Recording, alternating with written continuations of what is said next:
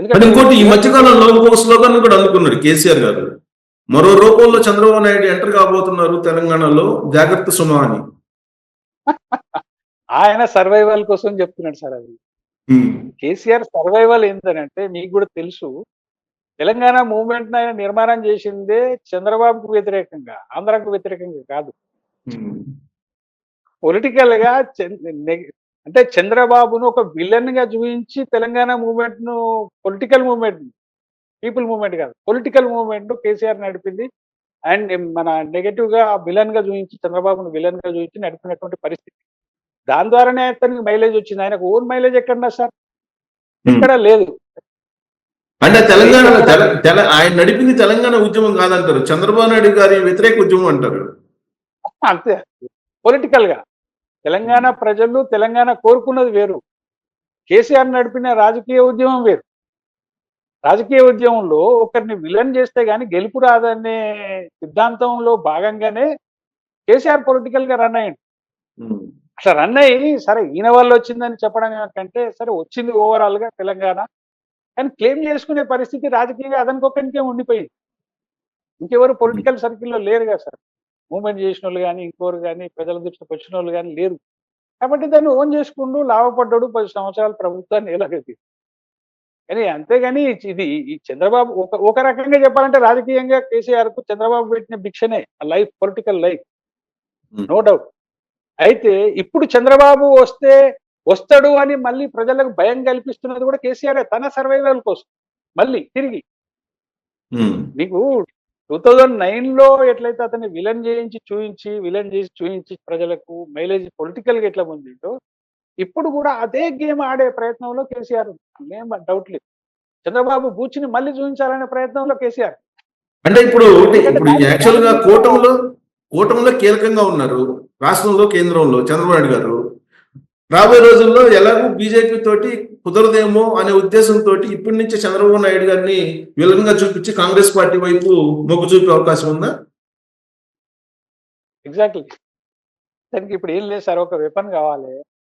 ఆ weapon create తనకు తాను చేసుకుంటుంది. కాకపోతే ఒకటి రావు గారు, ఇక్కడ చంద్రబాబు పొలిటికల్ గా తెలంగాణలో ఎంటర్ అవుతాడని నేను అనుకోవడం లేదు. ఒకటి కాకపోతే చంద్రబాబు తెలంగాణలో బీజేపీ బలపడేందుకు సహకరించవచ్చు అనేక రకాలుగా. అతని పాత క్యాడర్ కావచ్చు, లేదంటే అతనికి ఉండే చిన్నపాటి ఓట్ బ్యాంక్ కావచ్చు, అది వేరు. ఇప్పుడు జనాలు అర్థం చేసుకుంటారు కదా సార్, చంద్రబాబు ఎక్కడ ఉన్నాడు, ఇప్పుడు అక్కడ బీజేపీ కూటమిలో ఉన్నాడు ఆంధ్రప్రదేశ్లో. జనం తెలంగాణలో ఏమనుకుంటున్నారు, రేవంత్ రెడ్డి చంద్రబాబు శిష్యుడే అని అనుకుంటున్నారు.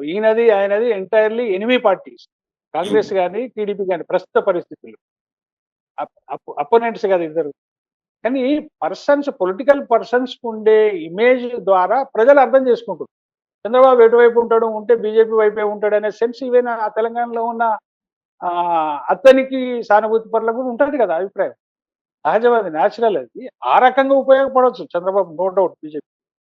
కానీ డైరెక్ట్ పొలిటికల్ గా ఎంటర్ అవుతాడు తెలంగాణలో అని మాత్రం నాకైతే అనిపించడం లేదు. ఈ ముందు ఏం జరుగుతుందని చూడాలి, కానీ అది అవకాశం లేదు. కాకపోతే దాన్ని ఒక మౌత్ టాక్ గా తయారు చేయడంలో బీఆర్ఎస్ పార్టీ నిమగ్నమే ఉంది. చంద్రబాబు రాబోతున్నాడు, మనం లేకపోతే తెలంగాణ ఉండదు అనే ఈ మళ్ళీ పాత ఓల్డ్ సెంటిమెంట్ ను మళ్ళీ బయటకు తీసే ప్రయత్నం డెఫినెట్లీ కేసీఆర్ చేస్తాడు, చేసే అవకాశం కూడా ఉంది. అట్లా జరగదు నా అభిప్రాయం. అందుకే రేవంత్ రెడ్డి గారు బీజేపీ వైపు సర్దుకుంటున్నట్టు అనిపిస్తుందా మీకు? అట్లేం అనుకుంది. ఒకటి ఇక్కడ రావు గారు, రేవంత్ ఒక సీఎం గా పనిచేసిన తర్వాత, సరే అతనికి ఉండే అవసరాలు అనివార్యతలు ఏందో మనకు తెలియదు, కానీ పొలిటికల్ గా బీజేపీలో జాయిన్ అవుతాడు అని నాకైతే అనిపించడం లేదు.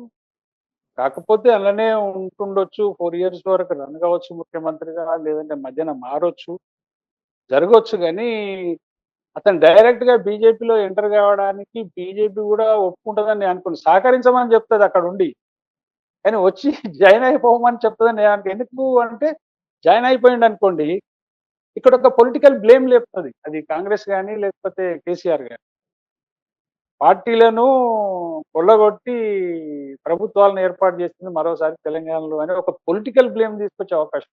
రెండోది, రేవంత్ రెడ్డిది కూడా సీఎంగా ఉన్న ఇప్పటి క్యారెక్టర్‌లో అతనికి ఉండే పాపులారిటీ కావచ్చు, క్రెడిబిలిటీ కావచ్చు, ఎంతో కొంత సీఎంగా 4 ఇయర్స్ తర్వాత కొంత డ్యామేజ్ అయ్యే అవకాశం.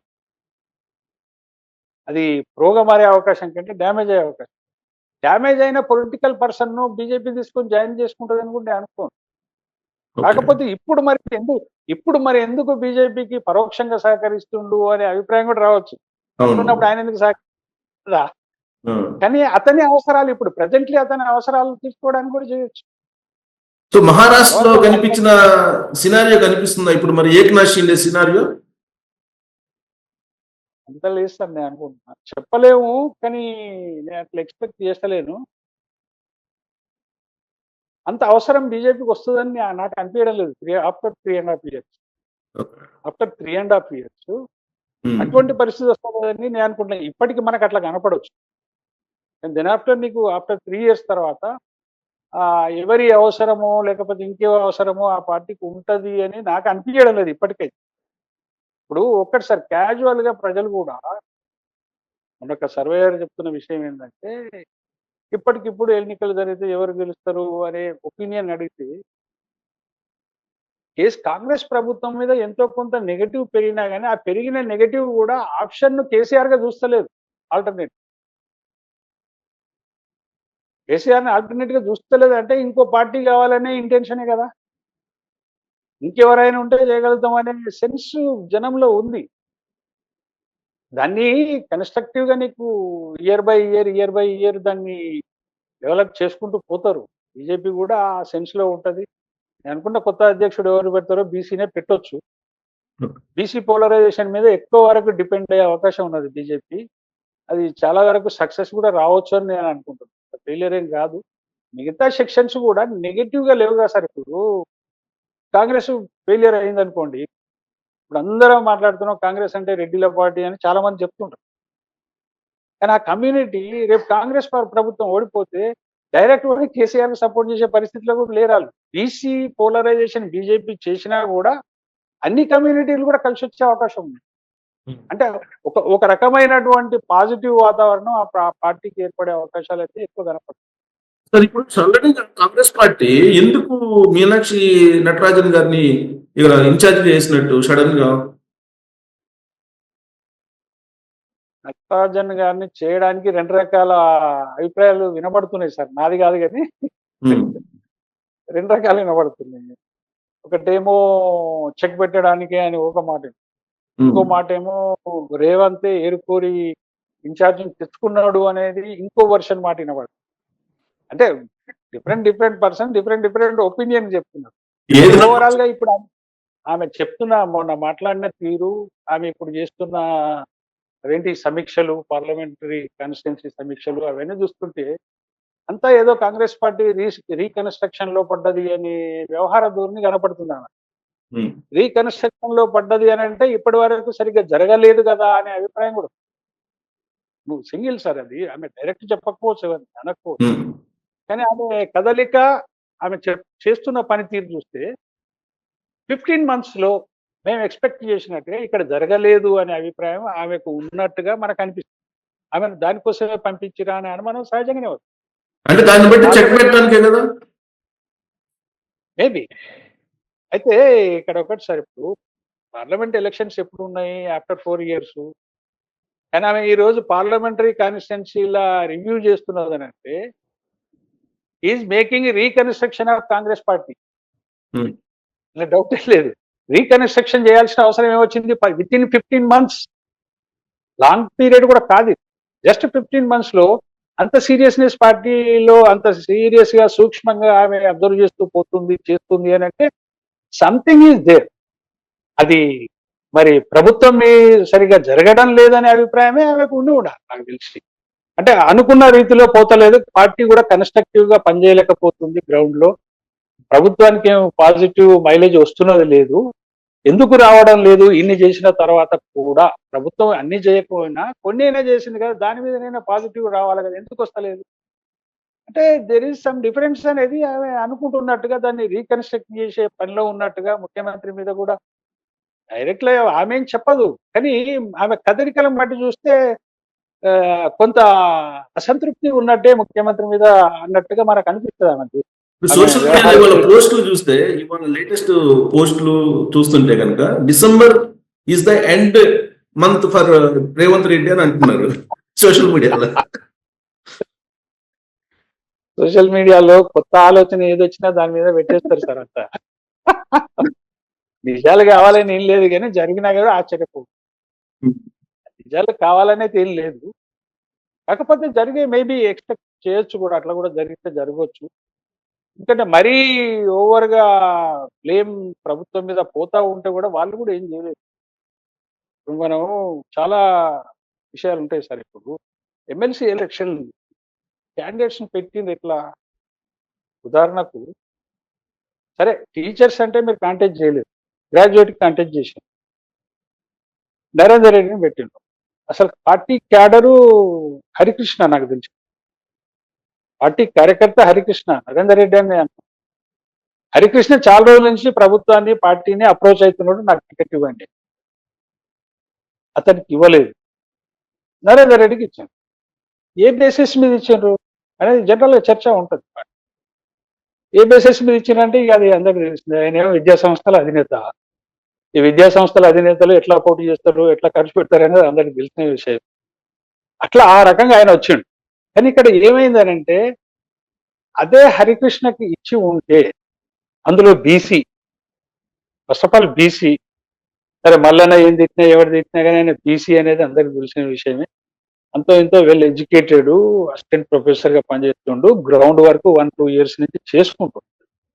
ఇంత ఇన్ఫ్లుయెన్స్ జనంలో ఉంది, పార్టీ ఇన్ఫ్లుయెన్స్ కూడా కలిసి ఉంటే ఇవాళ ఆయనకి ఈజీ విన్నింగ్ ఉండే కదా, పార్టీకి కూడా ఇమేజ్ వచ్చేది కదా.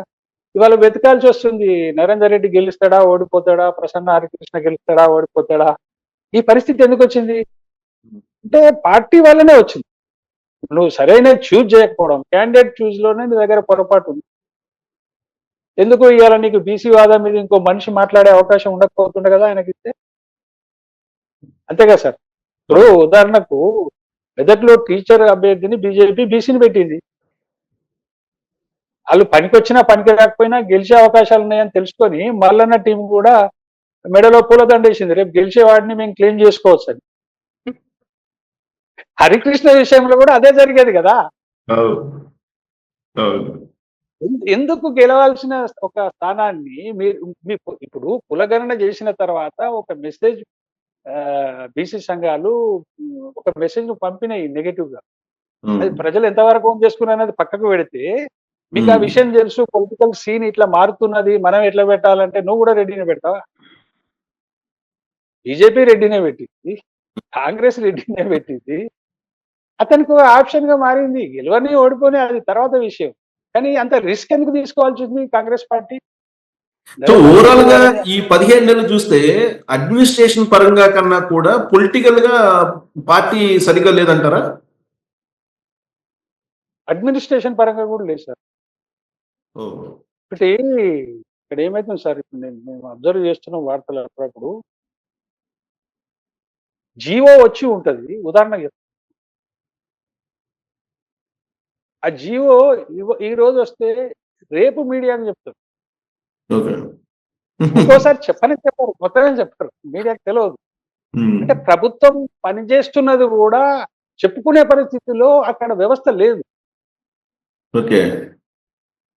మీరు ఇంకా చిన్న చిన్న వార్తలు చూసి ఉండొచ్చు, సెక్రటరియట్ లోకి ఫేక్ ఐఏఎస్లు, ఫేక్ తహసీల్దార్లు, ఫేక్ ఆర్డీఓలు వస్తున్నారనే వార్తలు కూడా చూస్తున్నాం. ఏందా సెక్యూరిటీ వ్యవస్థ ఏంది, ఇంటెలిజెన్స్ ఏంది, ప్రభుత్వం ఏం చేస్తుంది, ఏం జరుగుతుంది అసలు ప్రభుత్వం అర్థమవుతుందా సార్? పరిపాలన పరంగా కూడా ఫెయిల్యూర్ అంటారు. పరిపాలన పరంగా కూడా ఫెయిల్యూర్.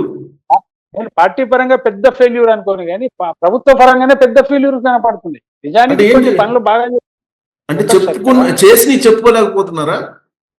చేసిన చెప్పుకోలేకపోతుండ్రు, అడ్మినిస్ట్రేషన్ సరిగ్గా పనిచేస్తలేదు. రెండు ఇప్పుడు 21,000 crores రైతు భరోసా మన రుణమాఫీ చేయడం అనేది చిన్న విషయం ఏం కాదు అది నిజానికి. సరే తక్కువ మందికి రావచ్చు, ప్రయోజనం జరగవచ్చు. అదొక ప్రభుత్వం అంత డేర్గా డిసిషన్ తీసుకొని నువ్వు డిస్ట్రిబ్యూట్ చేయడమే పెద్ద విషయం. అది మైలేజ్ రాలే. రైతు భరోసా రాని బ్యాండ్ నేమ్ మాత్రం బ్రహ్మాండంగా పోయింది. ఇప్పటికి పోతూనే ఉంది. అది మూడు మూడు ఎకరాల వరకు ఇచ్చారు ఇప్పటి వరకు. మార్చి 31 వరకు వేస్తామని ముఖ్యమంత్రి గారు ఆ మధ్యలోనే చెప్పారు. జనం ఏమి లెక్క పెట్టుకుంటారంటే నీది మంచి ప్రభుత్వం అయినా, నీ దగ్గర డబ్బులు లేకపోయినా నువ్వు చెప్పడంలో ఉంది. నువ్వు ముందు చెప్పడం, తర్వాత చేయకపోవడం, దాన్ని మళ్ళీ ఎక్స్టెండ్ చేసుకోవడం, మళ్ళీ ఆ తారీఖు ఇస్తామని చెప్పడం అన్ని చిన్న పని సార్. పేదోళ్ళు రేషన్ కార్డు లేక కనీసం కేసీఆర్ ప్రభుత్వ కాలం నుంచి 10 ఏళ్ల నుంచి ఎదురు చూస్తారు.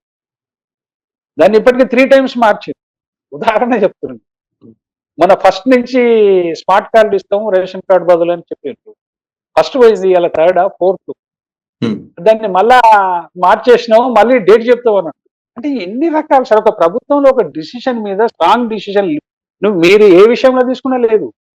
ఈ ఒక్క విషయమే కాదు. ఇది ఏం చేస్తుందంటే ప్రజల్లో బాగా బ్లేమ్ చేస్తుంది. నువ్వు తీసుకుంటే వన్ టైంలో స్ట్రాంగ్ డిసిషన్ తీసుకోవాలి, జరిగిపోవాలి అంతే. వెనక్కి పోవద్దు. మళ్ళా అన్ని వెనక్కి పోయి మళ్ళా చేసినాయి తప్ప ఏది కన్స్ట్రక్టివ్ గా స్ట్రాంగ్ డిసిషన్ తీసుకొని ఇంప్లిమెంట్ చేసినాయి కనపడే. ప్రతి దగ్గర ల్యాబ్స్ కనపడతాయి. ఇది తెలంగాణ పరిస్థితి. ఇక ఆంధ్రప్రదేశ్ పరిస్థితి ఎలా ఉంది మీ అబ్జర్వేషన్ లో? 9 months అయిపోయింది. కూటమి గ్రాడ్యుయేట్స్ ఇద్దరు గెలిచినట్టుంది కదా సార్. లీడ్లు ఉన్నట్టు గెలిచినట్టు ఉన్నారు. ఈ టీచర్స్ నాకు తెలియదు కానీ టీచర్స్ అభ్యర్థి పిఆర్టీకి సంబంధించి అతనికి బీజేపీ మాత్రమే సపోర్ట్ చేసిందని విన్నా. అంటే అక్కడ ఏపీటీఎఫ్ కి మొదటి ప్రాధాన్యత ఓటు వేయండి అని చెప్పి కాంపెయిన్ చేసింది కూటమి. అలాగే పిఆర్టీయూకి రెండో ప్రాధాన్యత ఓటు వేయండి అని చెప్పి చెప్పింది. వైఎస్ఆర్ కాంగ్రెస్ పార్టీ ఏమో యూటీఎఫ్ అభ్యర్థికి ఓటు వేయమని చెప్పి ప్రచారం చేసింది. ఓహో, ఇది జరిగింది. గెలిచింది పిఆర్టీయూ గెలిచింది. పిఆర్టీయూ అభ్యర్థి గెలిచిందంటే ఇది ప్రభుత్వానికి పాజిటివ్ రిజల్ట్. ఇదంతా మూడు కూడా నెగటివ్ ఏం పెద్దగా. అంటే వైసీపీ ఒక టిస్ట్ ఇచ్చింది. మొదటి ప్రాధాన్యత ఓటు ఏమని చెప్పినటువంటి ఏపీటీఎఫ్ గెలవలేదు కదా, కాబట్టి మీ కూటమి ఉత్తరాంధ్రలో డ్యామేజ్ అయింది అంటారు.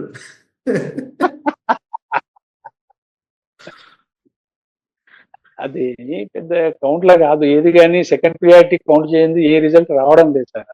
మల్క కొమ్మరే తప్ప మన దగ్గర కూడా చూస్తున్నాం కదా. కాబట్టి ఇది కానీ ఓవరాల్ గా ఇప్పుడు మనకు 1 year గా వస్తున్న ఈ ప్రభుత్వానికి పెద్ద నెగిటివ్ ఏం రాలేదు. అంతవరకు అయితే చెప్పొచ్చు. పాజిటివ్ ఉందని చెప్పొచ్చు. ఇంకొకటి భయం ఏంటి సార్, ఇక్కడ జస్ట్ లైక్ తెలంగాణలో ఉన్న పరిస్థితి ఆంధ్రాలో కూడా ఉందా అని అనిపిస్తుంది ఒక్కోసారి. కొన్ని విషయాలు, అన్ని కాకపోతే కొన్ని విషయాలు.